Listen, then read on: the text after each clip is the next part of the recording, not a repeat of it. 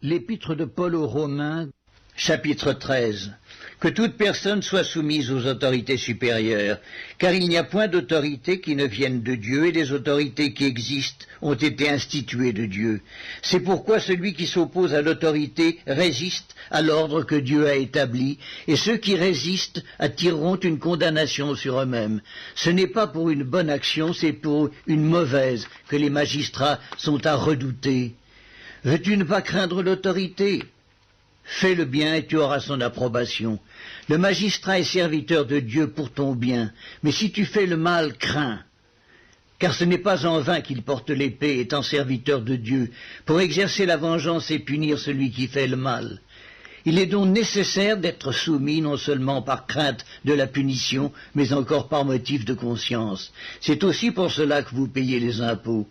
Car les magistrats sont des ministres de Dieu entièrement appliqués à cette fonction.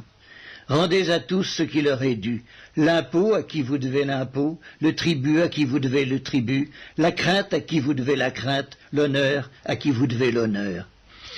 Ne devez rien à personne, si ce n'est de vous aimer les uns les autres, car celui qui aime les autres a accompli la loi.